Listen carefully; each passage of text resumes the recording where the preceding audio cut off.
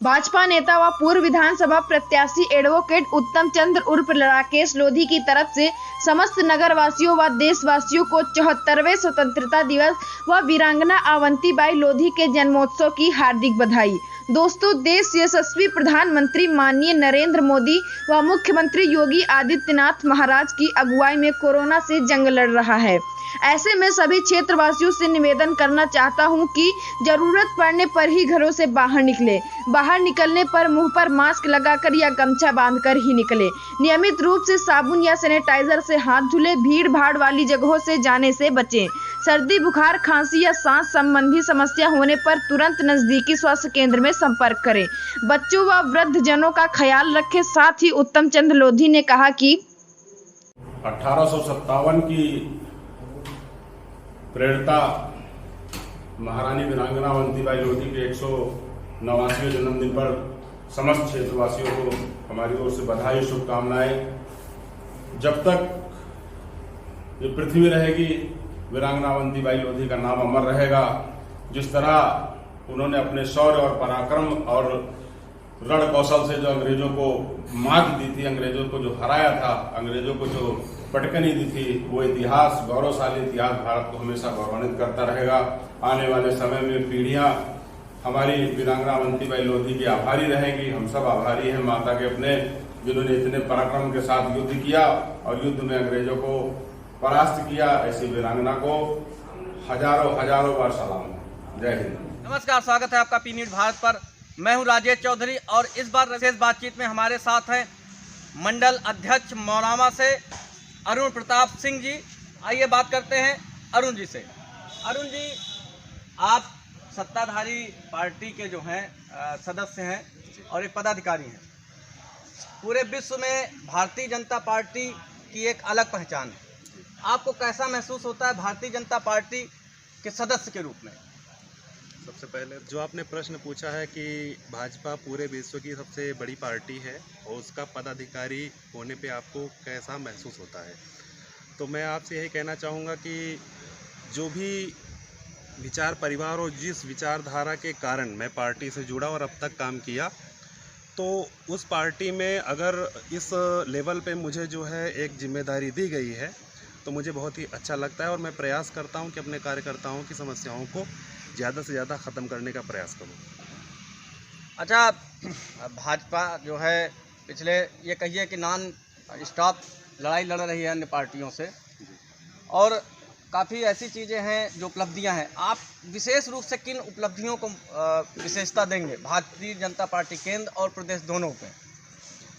जी, actually क्या है कि सन 2014 में जो अभूतपूर्व जनादेश हमारे देश के प्रधानमंत्री माननीय नरेंद्र मोदी जी को मिला, उसके बाद से धीरे धीरे चीज़ों में परिवर्तन आया और फिर 2017 में बहुत ही आप ये कहिएगा कि अविश्वसनीय कुछ लोगों के लिए था। इतना बड़ा बहुमत लेकर भाजपा यहाँ पर सत्तासीन हुई, तो केंद्र और राज्य में दोनों सरकारें, दोनों पहिए चलने लगे, तो बहुत सारी चीज़ों में जो है बदलाव आया है, स्थितियाँ बदली हैं।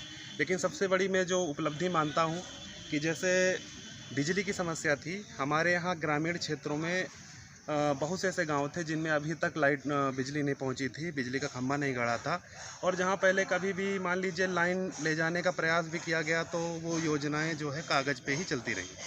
तो ग्राउंड पे आप किसी भी पूर्व में चले, बड़ा सुखद आश्चर्य होता है कि आप चले जा रहे हैं और दूर दूर तक खेत हैं, खलिहान हैं और वहाँ छोटा सा कोई 10 घर का 5 घर का पुरवा है, वहाँ भी बिजली और मीटर और ये सब लगा हुआ है। तो और 18 घंटे बिजली आ रही है। कहीं कोई फॉल्ट हो जाए अलग बात है, लेकिन बिजली की समस्या का निदान हुआ।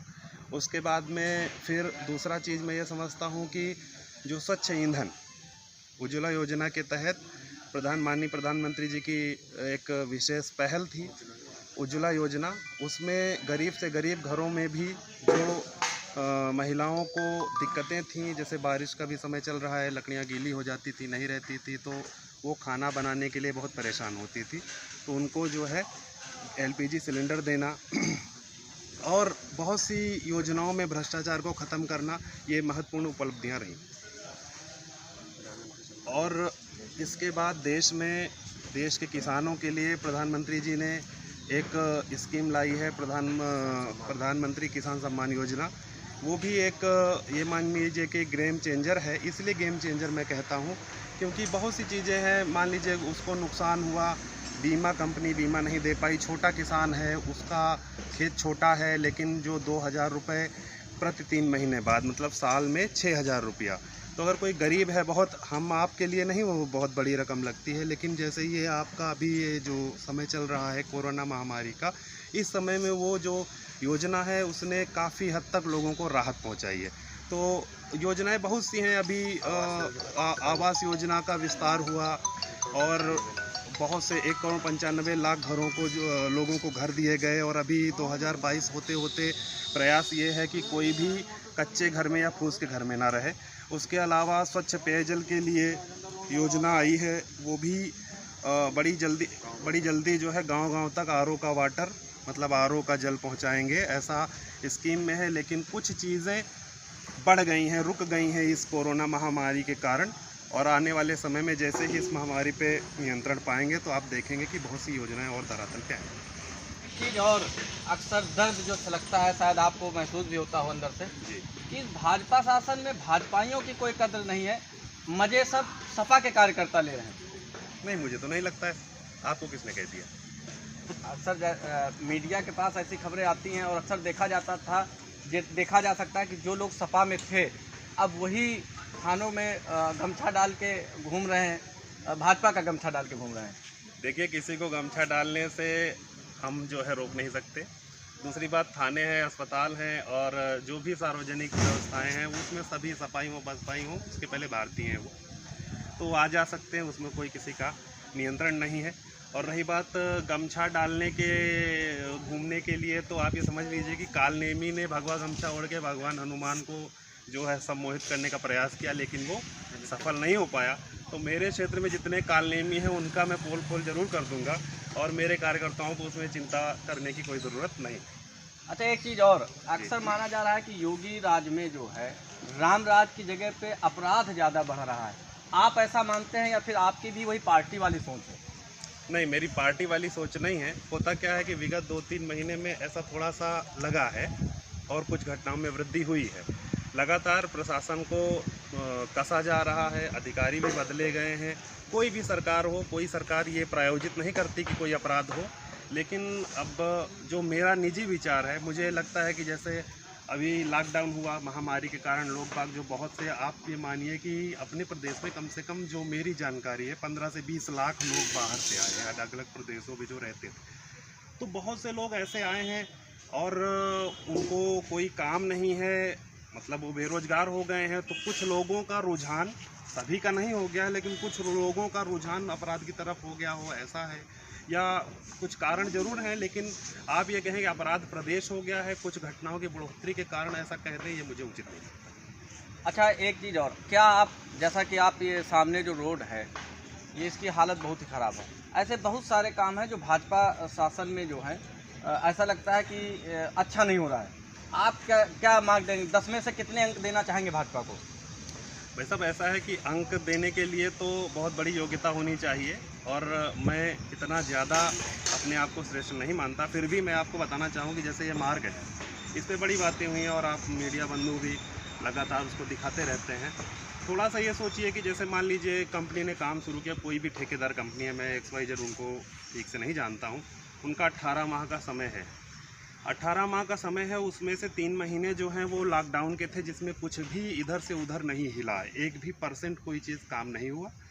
जितना दर्द जनता को है, आपको है, हमें है, उतना ही पदाधिकारियों को, अधिकारियों को, और जो है हमारे माननीय विधायक जी हों, चाहे माननीय विधानसभा अध्यक्ष जी हों, सांसद जी हों, सभी लोगों ने प्रयास किया। लेकिन हुआ ये कि जब काम करने का समय था, आप भी सोच लीजिए, जब काम करने का समय जो कंस्ट्रक्शन का होता है मार्च, अप्रैल, मई या आधे जून तक कह लीजिए, मानसून के पहले पहले, तब तक बंदी ही चल रही थी। जब काम फिर से शुरू हुआ तो ये बारिश आ गई है। अब तो थोड़ा सा दिक्कत बारिश की वजह से है।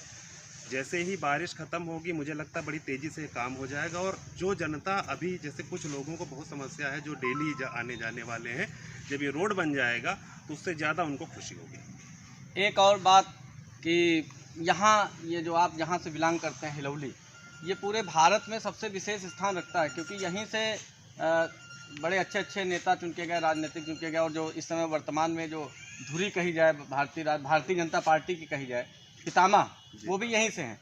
उसके बावजूद क्षेत्र इतना पिछड़ा क्यों है? अक्सर खासतौर पे हिलौली क्षेत्र कुछ ज़्यादा ही वंचित है, आपको ऐसा लगता है? खासतौर पे हिलौली क्षेत्र कुछ ज़्यादा ही वंचित है, आपको ऐसा लगता है? क्या हुआ है कि लगातार जो है, अब मैं कहूँगा तो आप कहेंगे पार्टी लाइन है, लगातार क्या हुआ कि यहाँ बहुत से विधायक होते रहे और पिछले विधायक जी यहीं से 20 साल चुने जाते रहे, लेकिन मुझे बड़ा अफसोस होता है कि एक मिनट रोकेंगे, लेकिन इस समय जो विधायक है वो उन्होंने पाला बदल के आपका दामन थाम लिया है, लगभग कुछ ऐसा ही जहाँ तक जी। अब किस बात का अफसोस है? वही आ रहा हूँ, उसी पॉइंट पे आ रहा हूँ। तो मुझे एक अफसोस ये होता है कि जैसे पिछले 40 सालों से यहाँ की किसी भी नहर में पानी नहीं था, वो मुद्दा ही नहीं बना। कभी किसी ने सोचा ही नहीं कि नहीं किसी विधायक या कोई भी मंत्री या पदाधिकारी इसमें कोई काम कर सकता है, या बिजली नहीं थी या बहुत सी चीज़ें। तो धीरे धीरे कोई भी जो सुधार होता है वो एक साथ नहीं आता है। माननीय विधायक जी बसपा से जीते थे, उसके बाद में वो हमारे दल में आए हैं, उनका स्वागत है। उनका भी प्रयास रहता है कि इस क्षेत्र की समस्याएं बदलें।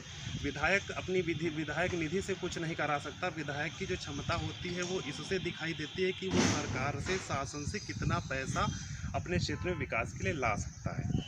आप देखते होंगे कि हमारे यहाँ कई जगह स्टेडियम निर्माणाधीन है, लोटना में महाविद्यालय निर्माणाधीन है, और जहाँ तक एक अस्पताल का भी मतलब जो जैसे बड़ी ग्राम पंचायत है उस लेवल पर प्राथमिक जो चिकित्सालय होते हैं उनका भी प्रस्ताव था, लेकिन फ़िलहाल वो रुका है इस महामारी के कारण। और फायर ब्रिगेड के लिए जो है मौरामा में भवन बन रहा है, और पूरा वो स्टाफ वो 1-1.5 साल में वो भी चालू हो जाएगा। पूर्वा जैसे मान लीजिए कहीं कोई आग लगती है तो पूर्वा से आना पड़ता है फायर ब्रिगेड को। अब जो हमारा अंतिम पॉइंट है, जो मैं जैसे गुलरिया से आता हूँ, वो यहाँ से 17 किलोमीटर है, और पूर्वा से आप मान के चलिए 27-28 किलोमीटर होगा। तो 28 किलोमीटर दूर से अगर कोई फायर ब्रिगेड की गाड़ी गर्मी में आग लगी वहाँ तक पहुँचेगी, तब तक तो वहाँ सब स्वाहा हो जाता है।